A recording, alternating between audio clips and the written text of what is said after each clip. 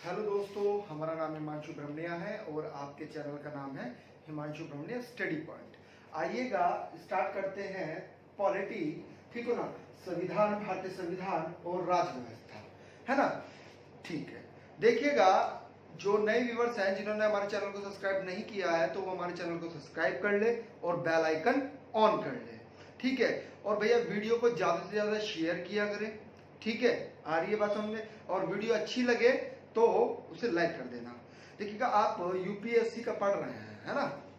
अब तथ्यात्मक प्रश्न ज्यादा बनते हैं। पहला ही टॉपिक ये बनता है कि भारत में संवैधानिक विकास हुआ तो कैसे हुआ, क्यों हुआ, क्या कारण बने, है ना। भारत में ही संवैधानिक विकास की अवधारणा कैसी है, तो इन सब बातों पर चर्चा की जाएगी। यहां से यूपीएससी में प्रश्न बनता है और तथ्यात्मक रहता है ना। तो आइएगा इसको समझते हैं बिल्कुल ध्यान से। जो भी चीज हम बोलेंगे वो आपको नोट आउट करनी है, पेन और कॉपी लेकर आपको नोट्स बनाना है, ठीक है। एक विस्तृत और बढ़िया नोट्स बन जाएगा। ये नहीं कि सर शुरू में ही आप उद्देशिका पढ़ा दीजिएगा, है ना, प्रस्तावना पढ़ा दें आप, है ना, जो इम्पोर्टेंट है वो पढ़ा दें। नहीं, हम सब चीज पढ़ाएंगे जहां से एक भी प्रश्न पूछा जाता है, क्योंकि एक एक प्रश्न कीमती होता है ना। जिसका एक नंबर से सिलेक्शन रह जाता है उसको पता है कि क्या कंडीशन रहती है ना। हमें पता है इन चीजों का, हमारे साथ हो रखा है, तो इसलिए हम बोल रहे हैं कि एक एक नंबर बहुत ज्यादा महत्वपूर्ण है। आपको एक भी नंबर स्किप नहीं करना है अगर आपको सिलेक्शन लेना है, ठीक है। तो बात करें अगर हम भारतीय संवैधानिक विकास की बात करें, है ना, तो इसमें जो पहला पॉइंट बनता है आपका वह ये बनता है कि जो संवैधानिक इतिहास है तो इसका जो विकास है, इतिहास के बारे में थोड़ा सा जान लें, है ना। अवधारणा कंप्लीट हो जाएगी आपकी। होता क्या है वास्तव में कि इसे दो भागों में बांटा गया है। किसमें?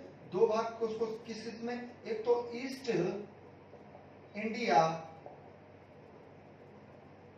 कंपनी के अधीन और दूसरा महारानी के अधीन। यानी कि जो संवैधानिक इतिहास है हमारा वो दो भागों में बांटा गया है, एक ईस्ट इंडिया कंपनी के अधीन और एक महारानी के अधीन। Clear point. अगर हम बात करें कि ईस्ट इंडिया कंपनी की बात करें तो वास्तव में 1773 चार्टर्ड अकाउंट अर्थात रेगुलेटिंग एक्ट से लेकर कब तक? 1853 तक के एक्ट में ये वास्तव में ईस्ट इंडिया कंपनी के अधीन था। लेकिन अगर हम महारानी एलिजाबेथ की बात करें तो उसका 1857 की क्रांति से लेकर और 1957 की क्रांति तक, है ना, जो चार्ट आए हैं, जो अधिनियम बने हैं, ठीक है, वो इसके अंतर्गत आते हैं, ठीक है। तो एक एक पर चर्चा करते हैं। वास्तव में देखिएगा अगर हम बात करें ईस्ट इंडिया कंपनी की, है ना, तो होता क्या है 1600 ईस्वी में, किसमें? 1600 ईस्वी में क्या हुआ? चार्टर्ड आया, किसके नाम से? महारानी एलिजाबेथ के नाम से। एलिजाबेथ के नाम से कंपनी को क्या आता है? 1600 ईस्वी में एक चार्ट आता है। चार्टर्ड का मतलब क्या होता है? राजपत्र होता है। चार्ट का मतलब क्या होता है? वास्तव में राजपत्र होता है। क्या होता है? राजपत्र। Clear point? आ रही है बात समझ में? ठीक है। अब बात करें अगर हम कि वास्तव में आपको पता ही है कि इंडिया जो भारत है, भारत में 1600 ईस्वी के आसपास किसका? ब्रिटिश अर्थात अंग्रेजों का आगमन हो गया था। किसके द्वारा? इंडिया ईस्ट कंपनी के द्वारा। अब वो क्या कर रहे थे? वो यहाँ व्यापार के लिए आए, व्यापार के लिए आए और व्यापार करने के बाद में होता क्या है वास्तव में कि जो इंडिया ईस्ट कंपनी थी, ईस्ट इंडिया कंपनी थी, इसका जो संचालन कर रहा था वास्तव में वह कोर्ट ऑफ प्रोप्राइटर कर रहे थे और कोर्ट ऑफ डायरेक्टर्स कर रहे थे। यानी कि दो संस्थाएं क्या कर रही थी? दो संस्थाएं क्या कर रही थी? इसको नोट आउट कर लिया होगा, इसको रफ कर रहे हैं। वो ईस्ट इंडिया कंपनी का संचालन कर रही थी। Clear point? किसका संचालन कर रही थी? ईस्ट इंडिया कंपनी का संचालन कर रही थी। ठीक है, तो उसी क्रम में होता क्या है, जब ये संचालन करने लगी तो हुआ क्या, भारत में ईस्ट इंडिया कंपनी को युद्ध भी लड़ने पड़े। क्या करने पड़े? युद्ध भी लड़ने पड़े। अब जब युद्ध लड़ रहे थे तो उसमें क्या हुआ कि उसमें बहुत ज्यादा खर्चा हुआ, है ना।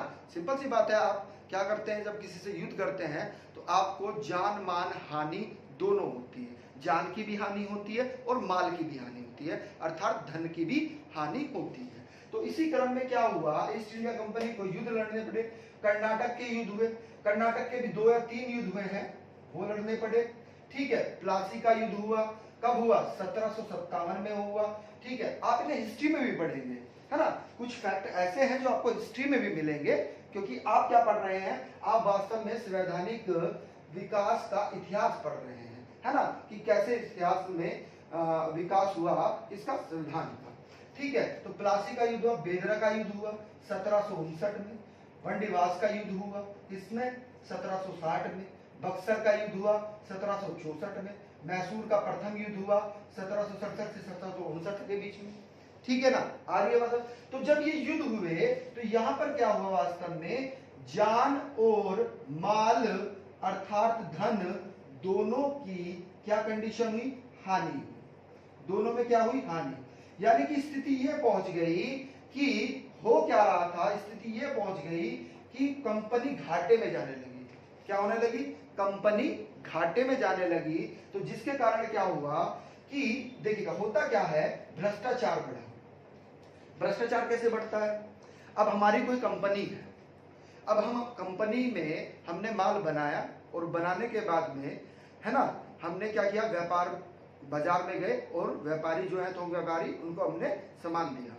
यदि हम वो ना करके अपना माल क्या करें, यानी कि कोई कंपनी है, हमारी जो कंपनी है, और हमारे भाई हमारे से 10 रुपए में ले लें और उसको 20 रुपए में बेचें, यानी कि कंपनी से 10 रुपए में लिया और 20 रुपए में उसको बेच दिया, तो कंपनी को हानि होगी कि नहीं होगी? यानी कि भ्रष्टाचार बढ़ने लगा, अपने नाम से माल लेने लगे। ईस्ट इंडिया कंपनी के जो कर्मचारी थे, ईस्ट इंडिया कंपनी के जो कर्मचारी थे, अपने आप माल लेते थे और अपने आप ही व्यापार करने लगे, यानी कि धन की स्थिति उनकी बढ़ने लगी, कर्मचारियों की, है ना। अब डायरेक्टरों के पास कुछ भी पैसा नहीं जा रहा है ना। ठीक है, किसकी स्थिति आ गई है? स्थिति दिवालिया की आ गई है कि कंपनी का दिवालिया बनने वाला है। तो उसी क्रम में अब होता क्या है, उसी क्रम में जो ब्रिटिश सांसद थी, ब्रिटिश संसद से ईस्ट इंडिया कंपनी ने क्या की, पैसों की मांग की, क्योंकि पैसों की आवश्यकता थी। तो उन्होंने 20 करोड़ रुपए की आवश्यकता प्रस्ताव रखा कि संसद के सामने, ब्रिटिश संसद के सामने, उसे गोलमेज भी कहते हैं। ब्रिटिश की संसद कैसी है? वास्तव में गोल है, तो इसलिए गोल में सम्मेलन आप पढ़ेंगे, है ना, द्वितीय में सम्मेलन, प्रथम, तृतीय, है ना, वो गोल में सम्मेलन संबंधित यही है, ब्रिटिश संसद है। आ रही है बात समझ में? तो ब्रिटिश संसद से 20 करोड़ रुपया उन्होंने मांगा। अब 20 करोड़ रुपया का जो प्रस्ताव रखा कंपनी ने, तो उस समय जो प्रधानमंत्री थे, उस समय जो लंदन के प्रधानमंत्री थे, वह लॉर्ड नाथ थे। अब लॉर्ड नाथ ने क्या किया कि एक गुप्त समिति बनाई। क्या बनाई? एक गुप्त समिति बनाई। ठीक है, अब ये गुप्त समिति क्या कर रही है, जो कंपनी के कर्मचारियों पर गुप्त तरीके से नियंत्रण रख रही है। जैसे आपकी वर्तमान में आईबी है ना, इंटेलिजेंस ब्यूरो, है ना, आ रही है बात समझ में? तो वो क्या करती है, आईबी क्या करती है, गुप्त कार्य करती है। कोई भी केस होता है उसको पूरा छानती है और पता भी नहीं लगता, खुलासा कर देती है। अब बात क्या हुई, शर्त ये रखी गई कि ठीक है, हम आपको 20 करोड़ रुपया दे रहे हैं, ठीक है, 20 करोड़ रुपया हम आपको दे रहे हैं, लेकिन कुछ हमारी शर्तें हैं। क्या है? कुछ हमारी शर्तें हैं। तो शर्तें में सबसे पहले क्या चीज रखी कि जो कंपनी है, कंपनी पर किसका नियंत्रण होगा, कंपनी पर संसद का नियंत्रण होगा। किसका नियंत्रण होगा? संसद का नियंत्रण होगा। और यही नियंत्रण वास्तव में यही क्या कहलाता है, यही आपका रेगुलेटिंग एक्ट कहलाता है। रेगुलेटिंग का अर्थ होता है नियंत्रण, यानी कि अब नियंत्रण किसके पास में आ गया है, अब नियंत्रण संसद के पास में आ गया है। ब्रिटेन की जो संसद है उसके पास में नियंत्रण आ गया है, यानी कि अब रेगुलेटिंग एक्ट के माध्यम से कंपनी पर क्या कर दिया गया, नियंत्रण लगा दिया गया। और प्रस्ताव में यह भी कहा गया अगर कंपनी ठीक चलती है तो इसकी जो अवधि है उसे 20 वर्षों तक के लिए बढ़ा भी दिया जाएगा। ठीक है, कितने वर्षों तक के लिए, 20 वर्षों तक के लिए बढ़ा दिया जाएगा। बात समझ में आ रही है। अब हेडिंग डाल लीजिएगा रेगुलेटिंग एक्ट। यहां तक पॉइंट क्लियर है, बात समझ में आ रही है कि रेगुलेटिंग एक्ट आया तो क्यों आया, क्योंकि प्रश्न बनता है, ये पूछे जाते हैं प्रश्न, ये आपसे पूछे जाते हैं, मेंस में भी पूछे जाते हैं कि रेगुलेटिंग आया तो इसकी अवधारणा क्या थी, इसको लाने के लिए रेगुलेटिंग एक्ट जो आया वो क्यों आया, क्या स्थिति ऐसी बनी कि रेगुलेटिंग एक्ट लाना पड़ा। ठीक है, तो वो चीजें हमने बता दी आपको कि भैया युद्ध हुए, भ्रष्टाचार आ गया था, दिवालिया घोषित हो गया था, फिर कंपनी से क्या पैसा मांगा, कंपनी ने किससे पैसा मांगा, ब्रिटेन की संसद से, तो ब्रिटेन ने ये शर्तें रखी। ठीक है, आ रही है बात समझ में। तो इसी क्रम में, शर्त के क्रम में ही ये रेगुलेटिंग एक्ट आया। क्लियर है, रेगुलेटिंग का मतलब होता है नियंत्रण करना। ठीक है, चलिए आगे चलते हैं, हेडिंग डाल लीजिएगा रेगुलेटिंग एक्ट। चलिए देखिए, रेगुलेटिंग एक्ट से संबंधित बहुत इंपॉर्टेंट प्रश्न है, बार बार परीक्षाओं में पूछे जाते हैं, बार बार परीक्षाओं में पूछे जाते हैं, तो आपको पूरी तरह से याद रखना है। ठीक है, आइए अब रेगुलेटिंग एक्ट बना तो उसमें क्या हुआ कि कंपनी के लिए पहली बार लिखित संविधान, यह प्रश्न भी पूछा गया है कि कंपनी के लिए, ईस्ट इंडिया कंपनी के लिए लिखित संविधान भारत में कब दिया गया, तो आपका आंसर होगा रेगुलेटिंग एक्ट के माध्यम से 1773 में। ठीक है, क्लियर है पॉइंट।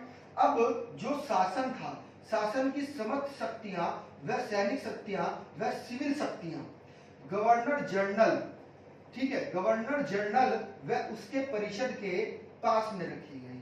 ठीक है, यानी कि हुआ क्या, वास्तव में एक कंपनी, संसद ने क्या बनाया, एक गवर्नर जनरल बनाया और एक परिषद की गठन किया, है ना, एक परिषद का गठन किया। क्लियर है, जनरल गवर्नर क्या थे, प्रमुख थे, यानी कि जो परिषद बनी है वास्तव में ये परिषद बहुत ही इंपॉर्टेंट है, परीक्षाओं में पूछी भी जाती है। इसके जो सदस्य थे वह 5 सदस्य थे। कितने सदस्य थे, 5 सदस्य थे, बहुत ही महत्वपूर्ण है, पूछी जाती है। ठीक है, अब 5 सदस्य थे, 5 सदस्य कौन कौन से थे, आपसे अगर पूछा जाए तो आपको पता ही होगा कि जो जनरल गवर्नर थे, कौन बने थे हमारे जनरल गवर्नर, बता सकता है कोई, वैरिंग हेस्टिंग क्या बने, जनरल गवर्नर बने, कहां के, बंगाल के, कहां के, बंगाल के, क्योंकि बंगाल का युद्ध जीत लिया था ना, बंगाल से युद्ध हुआ तो बंगाल का क्षेत्र क्या आ गया था, कंपनी के अधीन हो गया था, तो बंगाल का जनरल गवर्नर बनाया गया इनको, क्या बनाया गया, जनरल गवर्नर बनाया गया इनको। क्लियर पॉइंट, जब जनरल गवर्नर इनको बनाया गया तो इसके साथ में ही जो 4 व्यक्ति थे अन्य, उनका नाम भी आपके लिए महत्वपूर्ण बन जाएगा सिविल सर्विस के लिए, तो उनका नाम क्या था, फ्रांसिस मानसन, वारवेल, कैरब्लिन, ये 4 सदस्य थे। अब होता क्या था, अगर स्थिति ये हो गई कि 2 वोट एक ने दे दिए, 2 वोट एक ने दे दिए, है ना, 2 सदस्यों ने भी क्या हुआ, मत यानी कि बीच में आकर रुक गया, है ना, मत क्या हुआ, बीच में आकर रुक गया, तो मत, निर्णायक मत देने का अधिकार भी किसके पास में था, वास्तव में जनरल गवर्नर के पास में था। किसके पास में था, जनरल गवर्नर के पास में था। क्लियर है पॉइंट, आ रही है बात समझ में। अब समझिएगा ये किस रेशो में ये मत दिए जाते थे, ये कंपनी क्यों बनाई गई, इसका क्या कारण रहा, इन सब पर हम चर्चा करते हैं। आइए देखिए, बिल्कुल ध्यान से समझना है। जब बंगाल का जनरल गवर्नर बनाया गया, बंगाल का यानी कि सारे प्रशासनिक कार्य, है ना, सारे प्रशासनिक कार्य जो हैं वास्तव में वह कौन देख रहा है, वह यह कंपनी का जनरल गवर्नर देख रहा है, और इसे ही क्या कहा गया, इसे ही बंगाल का जनरल गवर्नर कहा गया। ठीक है, क्लियर अपन। प्रश्न ये भी पूछा जाता है कि बंगाल का पहला जनरल गवर्नर कौन था, तो आपका आंसर क्या होगा, वैरेन हेस्टिंग था।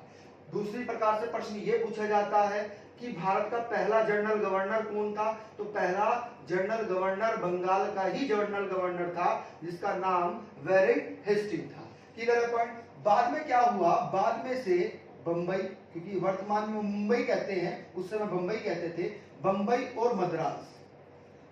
और मद्रास की प्रेसिडेंसी भी सी को दे दी गई, यानी कि ये क्षेत्र जो था, ये क्षेत्र भी किसके अधीन आ गया, बंगाल के जनरल गवर्नर के अधीन आ गया। यहाँ पर अलग जनरल गवर्नर होते थे, मद्रास में अलग जनरल गवर्नर होते थे, लेकिन इन दोनों पर किसका नियंत्रण हुआ, बंगाल के जनरल गवर्नर का नियंत्रण हुआ। यानी कि प्रमुख कौन बना, प्रमुख बंगाल का जनरल गवर्नर। ठीक है, आगे चलते हैं। अब एक चीज और समझिएगा बिल्कुल ध्यान से, इस रेगुलेटिंग एक्ट के तहत ही क्या होता है, इस रेगुलेटिंग एक्ट के तहत ही आपका 1774 यानी कि एक वर्ष बाद क्या होता है, सुप्रीम कोर्ट अर्थात सर्वोच्च न्यायालय की स्थापना होती है। प्रश्न पूछा जाता है कि पहला सर्वोच्च न्यायालय कब बना, तो आपका आंसर होगा 1774 में। कहां पर बना, कोलकाता में बना। देखिएगा, अब वर्तमान में इसका नाम कोलकाता है, लेकिन इससे पहले क्या कहते थे, कलकत्ता, कलकत्ता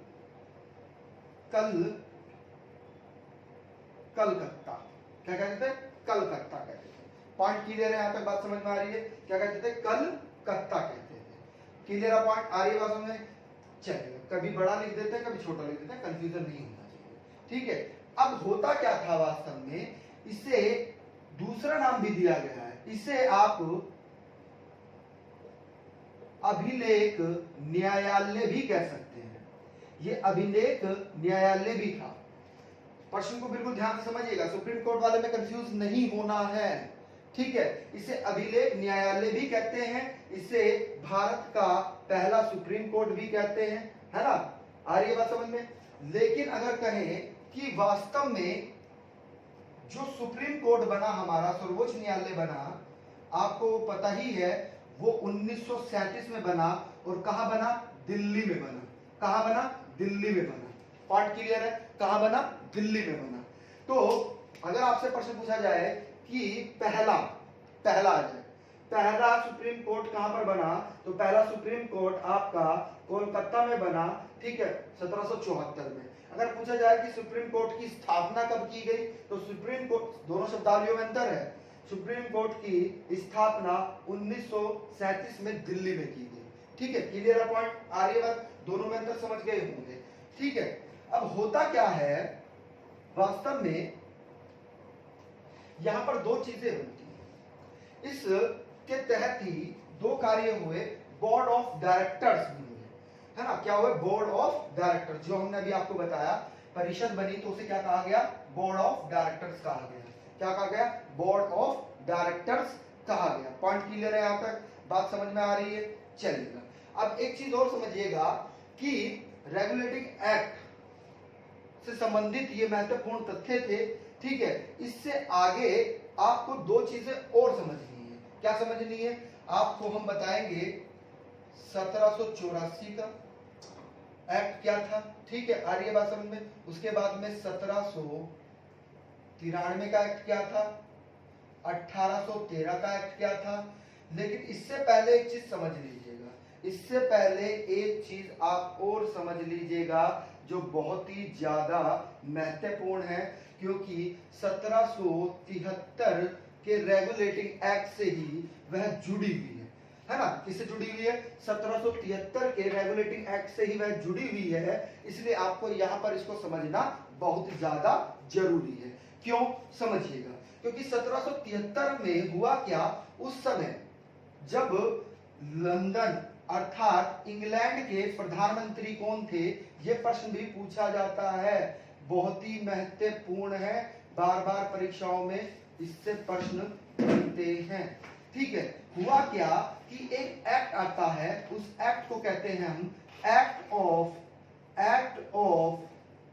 सेटलमेंट, सेटलमेंट कहते हैं। तो एक्ट ऑफ सेटलमेंट क्या हुआ, वास्तव में जब लंदन में उस समय प्रधानमंत्री कौन थे, आपके जो पीएम थे प्रधानमंत्री, वह विलियम पिट्स थे, है ना। तो होता क्या है कि इन रेगुलेटिंग एक्ट के सुधारों को करते हुए देखते हुए एक एक्ट आया जिसको क्या कहा गया, एक्ट ऑफ सेटलमेंट कहा गया, और ये 1781 में आया। कब आया, 1781 में आया। अब विलियम पिट्स ने क्या किया, इसको शॉर्ट कर दिया, यानी कि इससे जो महत्वपूर्ण चीजें थी इसमें सिर्फ उसी को रखा, है ना, इसको शॉर्ट कर दिया। और क्या करा, उसे ही क्या नाम दे दिया गया, उसी के नाम से ही एक एक्ट बन के आता है जो आप पढ़ते हैं एग्जाम में, 1784 का पिट्स इंडिया एक्ट। क्या पढ़ते हैं, पिट्स इंडिया एक्ट पढ़ते हैं, क्योंकि यूपीएससी में देखेगा तथ्यात्मक प्रश्न ज्यादा आते हैं। ये नहीं कि आपने पढ़ लिया बस ये शब्दावली को, नहीं, चीजों को समझना है, क्योंकि आप जब इंटरव्यू देंगे तो वहां ये प्रश्न आपसे पूछे जा सकते हैं, ठीक है ना, क्योंकि इन पर पूरी कमांड आपकी होनी जरूरी है। क्लियर है पॉइंट, क्योंकि ऐसे ऐसे प्रश्न ही पूछते हैं इंटरव्यू में। इंटरव्यू एक दिन में तैयार नहीं होता है, वो पूरी आपकी जब तक आप पढ़ रहे हैं, जब से आपने सिविल सर्विस की तैयारी करनी शुरू की है तब से ही आपकी इंटरव्यू की तैयारी शुरू हो जाती है। आपका व्यक्तित्व, आपका परीक्षण वह देखते हैं, प्रेजेंस ऑफ माइंड देखते हैं कि आपका प्रेजेंस ऑफ माइंड क्या है, ठीक है। तो इससे ही संबंधित है, तो वो चीज हम आपको नेक्स्ट वीडियो में पढ़ाएंगे, ठीक है। अगर वीडियो अच्छा लगा हो तो इसे लाइक करिएगा, और ज्यादा से ज्यादा भैया चैनल को शेयर किया करें, बेल आइकन जरूर ऑन कर लीजिएगा, ठीक है। और कमेंट भी कर दिया करो, जो भी कोई प्रॉब्लम होती है तो आप कमेंट करके बताइएगा, हम हर क्वेश्चन का आपको जवाब देंगे। कमेंट आप करते ही नहीं है, ठीक है। Okay, thank you.